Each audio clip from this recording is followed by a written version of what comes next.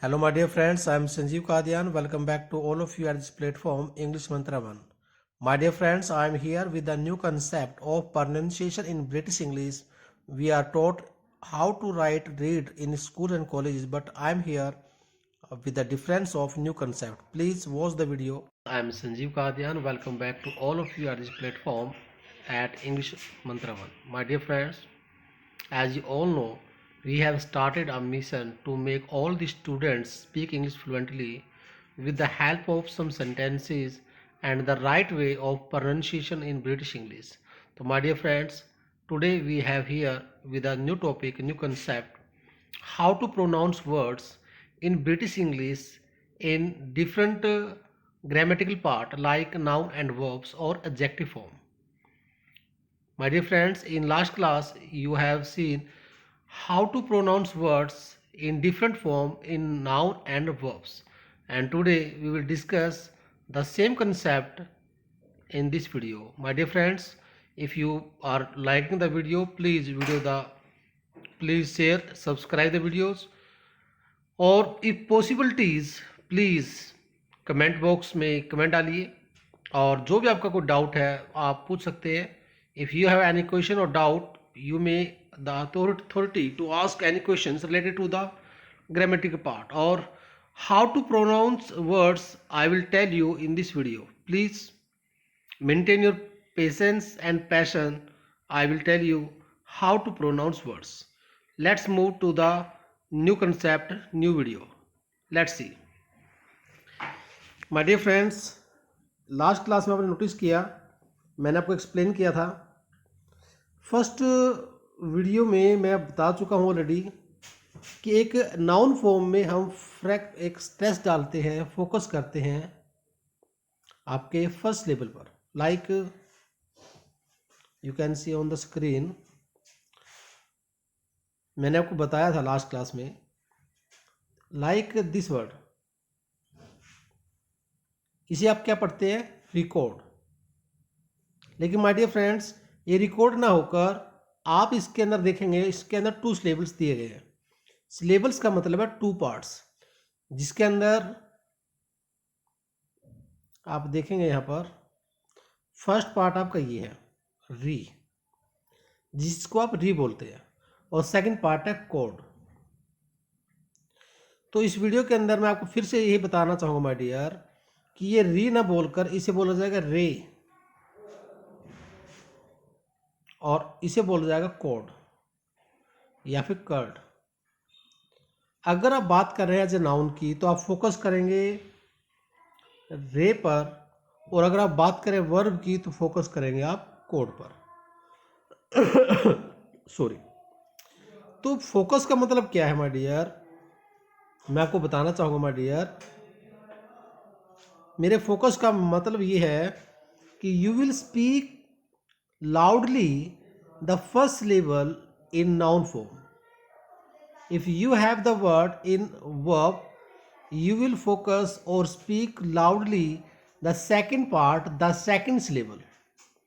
Like if you say record as a noun form, तो you will say this word रे, और code को बोलेंगे कर्ड, record. और एज ए वर्ब यूज करेंगे तो रिकॉर्ड. री हल्का होगा, कोड पे फोकस होगा, यानी कोड को लाउडली बोला जाएगा. तो आप बोलेंगे रिकॉर्ड, रिकॉर्ड. चलिए, तो आज की वीडियो को स्टार्ट करते हैं. देखते हैं एक बार फिर से आपका कंटेंट्स कैसे आप यूज करने वाले हैं. प्लीज अपने पैशन को, अपने पेशेंस को मेंटेन रखिए और सीखिए. प्लीज़ फोकस कीजिएगा सेंटेंस नंबर फर्स्ट पर. यहाँ पर आपके सामने दिया गया है, read the entire contract before signing it. आपको पहले बताना होगा कि यहाँ पर ये नाउन है, एडजेक्टिव है या फिर वर्ब है. इस वर्ड को किस ग्रामेटिकल पार्ट में यूज़ किया गया है. तो लास्ट क्लास में मैं आपको ये ऑलरेडी बता चुका हूँ. आपको अगर वीडियो आपने नहीं देखी तो आप प्लेलिस्ट में जाकर पार्ट 1 और पार्ट 2 देख सकते हो. तो मैं एक बार फिर से बताना चाहूँगा आपको कि नाउन की पहचान कहाँ से करनी है. माय डियर, यहाँ पर देखिए आर्टिकल दिया गया है, आर्टिकल का यूज किया जाएगा नाउन के लिए, ठीक है। बीच में आप देखेंगे आर्टिकल नाउन के बीच में ऑलरेडी मिलेगा आपको एडजेक्टिव, तो यहां पर जो वर्ड दिया गया है ये एडजेक्टिव है। तो एडजेक्टिव से और आर्टिकल से आपको हिंट मिल चुका है कि ये वर्ड जो गिवन सेंटेंस में है ये नाउन है। तो पहले तो आप इसका आंसर चूज कर लीजिए और देखते हैं इसका आंसर नाउन है कि वर्ब है। ये ग्रीन हो गया तो इट मीन्स ये आपका आंसर राइट है। अब एक बार सुन लेते हैं कि इसको प्रोनाउंस कैसे किया जाएगा। Read the entire contract before signing it. दोबारा फिर सुनते हैं। Read the entire contract before signing it. तो इसने बोला अभी कॉन्ट्रैक्ट कौन पे फोकस किया गया, क्योंकि जब भी आप नाउन को यूज करेंगे तो पहले पार्ट को, पहले सिलेबल को फोकस करेंगे, स्पीक लाउडली करने वाले हैं। नंबर 2, जैसे आपने अभी प्रोनाउंसिएशन को सुना तो आप यहाँ पर पढ़ेंगे कि रीड को आप कितना लाउडली बोलते हैं और यहाँ पर रीड को कैसे बोला गया है। Read the entire contract before signing it. Read the entire contract before signing it. Clear? चलिए सेकंड सेंटेंस में देखते हैं।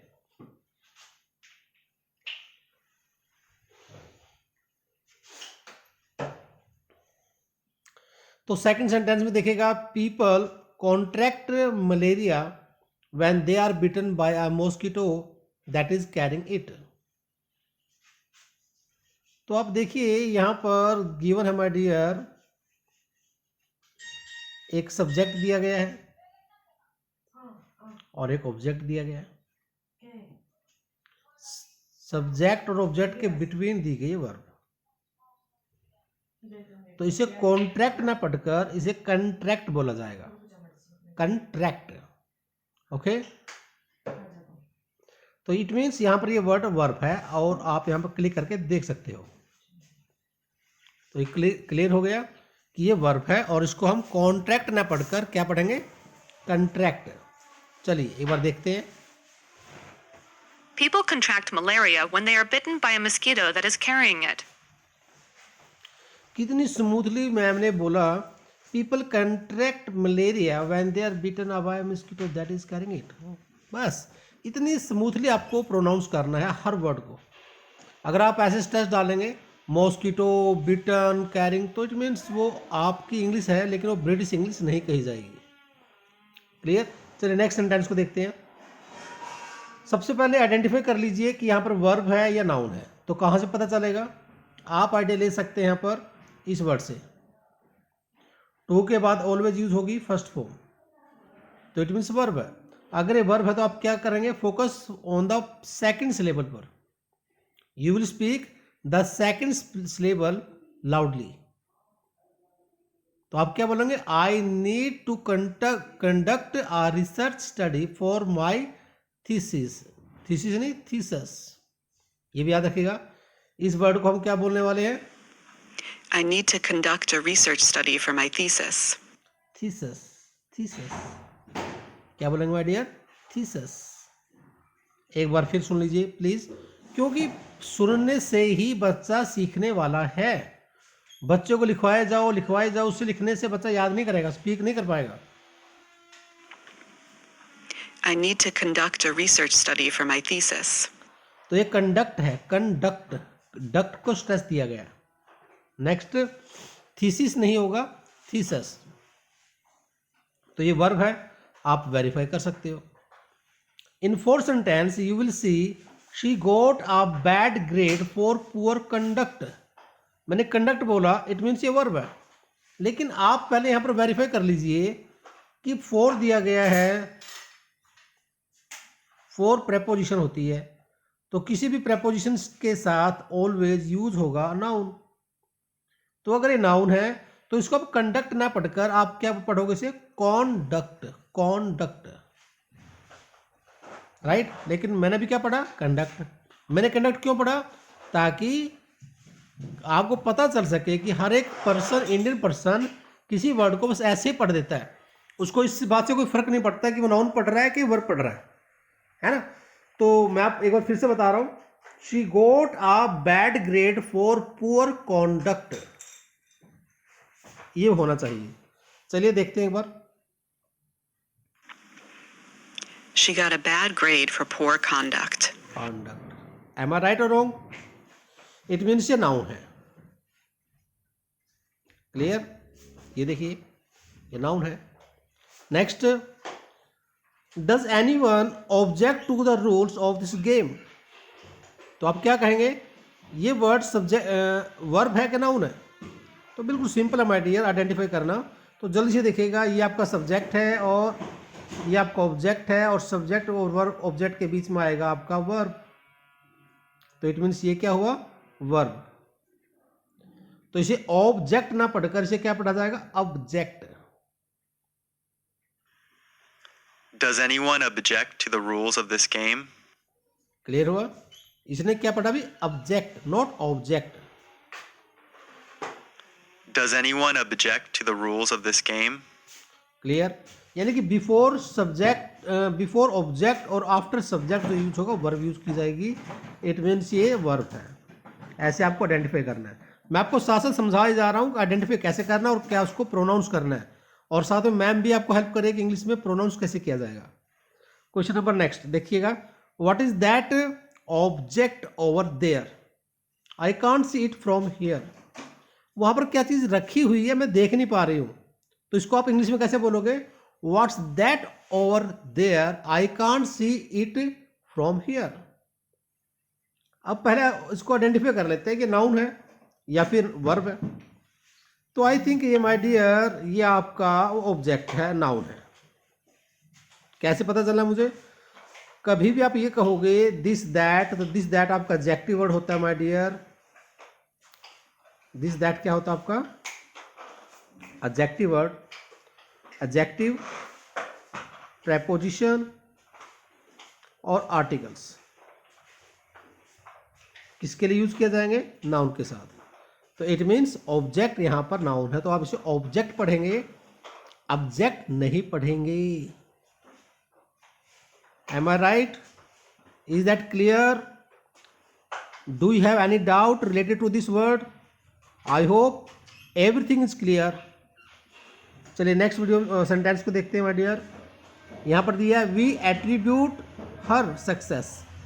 एट्रीब्यूट पढ़ा मैंने, एट्रीब्यूट, ब्यूट फोकस दिया। इट मीन्स आप कहने वाले हैं कि ये आपका सब्जेक्ट है, ये आपका ऑब्जेक्ट है, तो बीच में क्या हुई, वर्ब। तो आंसर क्या होगा, वर्ब। पढ़ेंगे कैसे, सुनिए।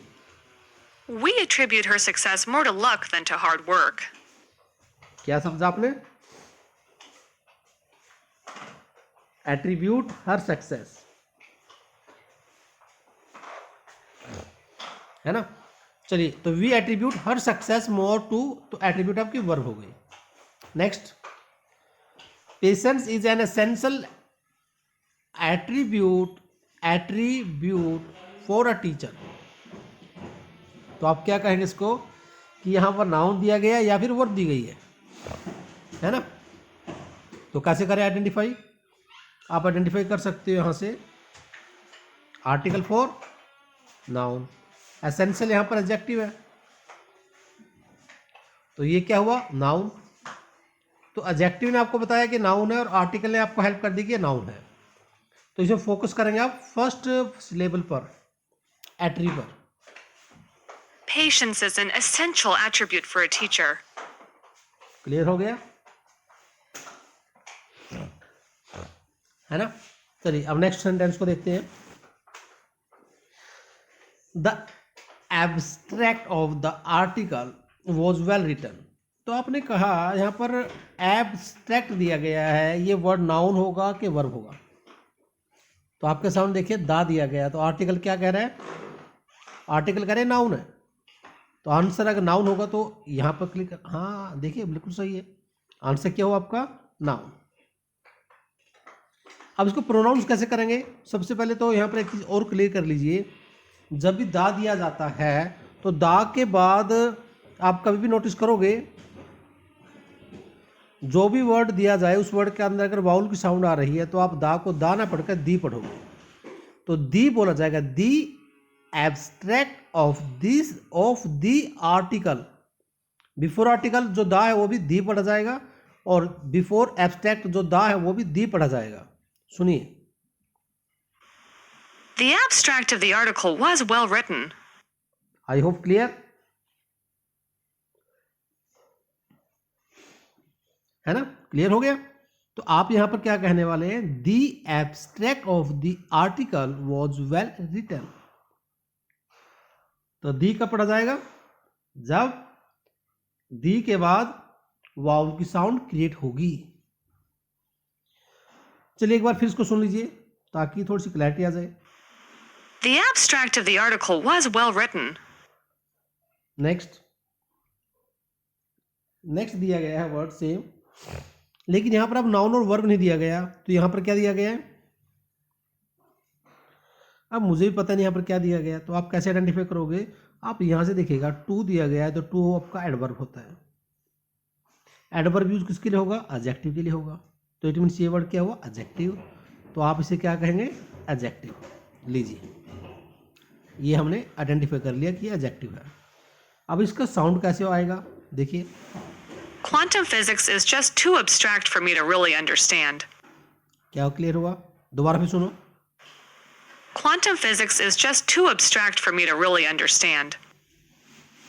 एब्स्ट्रैक्ट क्या पढ़ा जाएगा इसका एडजेक्टिव फॉर्म में, abstract. Next, the store has a wide variety of. अब फिर से ऑफ आ गया, तो ऑफ आपकी प्रेपोजिशन है। प्रेपोजिशन के बाद क्या आएगा, नाउन आएगा। तो ये क्या आपका नाउन है, और अगर ये नाउन फॉर्म में है तो आपका फोकस किस पे होगा, प्रो पे होगा। प्रोड्यूस, देखिए, The store has a wide variety of produce. Produce, produce. Once again, The store has a wide variety of produce. I hope clear. Once again, The store has a wide variety of produce. अगर आप इसको as a verb use करते हैं my dear, तो यहाँ पर देखिए we need to produce. तो नीड क्या करें, यहाँ पर नीड के बाद लिखा टू प्लस वर्ब की फर्स्ट फॉर्म। तो इट मीन्स ये आपका टू प्लस वर्ब की फर्स्ट फॉर्म है, वर्ब है, तो इट मीन्स आंसर क्या होगा, वर्ब होगा। तो आप इसको प्रोनाउंस कैसे करेंगे, वी नीड टू प्रोड्यूस। दोबारा सुनो, We need to produce a lot of evidence at the trial in order to make our case. Produce क्या बोला जा रहा है, produce. Once again, We need to produce a lot of evidence at the trial in order to make our case. Clear हो गया। तो आपको ऐसे आइडेंटिफाई करना है माय डियर, और इस टाइप से उसका यूज करना है। She cried endlessly and there was nothing we could do to console her. तो इट मीन्स ये क्या है, टू के बाद वर्ब की फर्स्ट फॉर्म, तो आंसर विल बी वर्ब। तो साउंड कैसे किया जाएगा, She cried endlessly, and there was nothing we could do to console her. Console her. Once again, She cried endlessly, and there was nothing we could do to console her. Once again, She cried endlessly, and there was nothing we could do to console her. Console not consul, console नहीं, console. अब यहां पर देखिए, दा दिया गया, दा के बाद क्या दिया गया है, इस वर्ड को दिया गया है। तो दा के बाद अगर है तो इट मीन्स ये क्या हुआ, नाउन। तो आंसर क्या राइट होगा, नाउन होगा। देखिए, अब इसको प्रोनाउंस कैसे किया जाएगा ये भी देखिए। Remember to turn off the console when you're done using the computer. कौन Remember to turn off the console when you're done using the computer. Clear हो गया। टर्न ऑफ द कंसोल, यानी कि कहां पर फोकस किया गया, वर्ब पर फोकस किया गया सेकंड पार्ट पर, और नाउन में फोकस किया गया कौन पर। Next, the dentist wants to extract. अब टू के बाद क्या है, वर्ब है, और वर्ब है तो आंसर क्या होगा, वर्ब। आप चेक कीजिए, The dentist wants to extract my tooth. Extract. Once again, The dentist wants to extract my tooth. The dentist wants to extract my tooth. Clear हो गया my dear. Next, four of vanilla extract. अब यहाँ पर noun है, क्योंकि four दिया गया है, फोर के बाद यूज होगा नाउन, तो ये नाउन है। अब नाउन को कैसे प्रोनाउंस किया जाएगा, देखिए। The recipe calls for vanilla extract. Extract. Once again. The recipe calls for vanilla extract. तो ऐसे आपको यूज करना है. चलिए next. The new tax law will have a negative impact. अब आर्टिकल दिया गया है, आर्टिकल के साथ यूज होगा नाउन, आर्टिकल प्लस नाउन, तो आंसर क्या होगा आपका राइट? नाउन. प्रोनाउंस कैसे होगा, साउंड कैसे होगी देखिएगा. The new tax law will have a negative impact on our company. Impact on our company. इम पे फोकस किया गया. Once again. The new tax law will have a negative impact on our company. Clear हो गया. Once again. The new tax law. Impact यहाँ पर verb है. कैसे आइडेंटिफाई हो पा रहा है ये? देखिए ये दिया गया है the new tax law subject, ठीक है, और ये क्या उसके सब्जेक्ट के बाद क्या आएगी? वर्ब आएगी. तो ये क्या हो गया आपकी वर्ब. आवर कंपनी आपको ऑब्जेक्ट हो गई जिसको इम्पैक्ट किया जाएगा. तो आप क्या कहने वाले हैं इसको साउंड में? How will the new tax law impact our company? Impact, fact पर फोकस किया गया. ओके नेक्स्ट, सेकंड लास्ट को देख लेते हैं. It's important to combat poverty. Combat. It's important to combat poverty. Once again. It's important to combat poverty. Combat यानी कि verb. Last. He was awarded for his excellence in combat. Com बोला जाएगा, कम नहीं कहा जाएगा, क्योंकि यहाँ पर इन है. इन आपकी प्रेपोजिशन है, और प्रेपोजिशन के बाद क्या आएगा? प्रेपोजिशन के बाद क्या यूज होगा? नाउन. तो इट मीन से नाउन है. आंसर क्या होगा? नाउन. क्लियर? तो इस टाइप से माय डियर मैं आपके लिए नए नए वीडियो लेकर आता रहूँगा. तो बस आपसे यही रिक्वेस्ट रहेगी माय डियर कि आप वीडियो को देखिए, शेयर कीजिए, सब्सक्राइब कीजिए. ओके.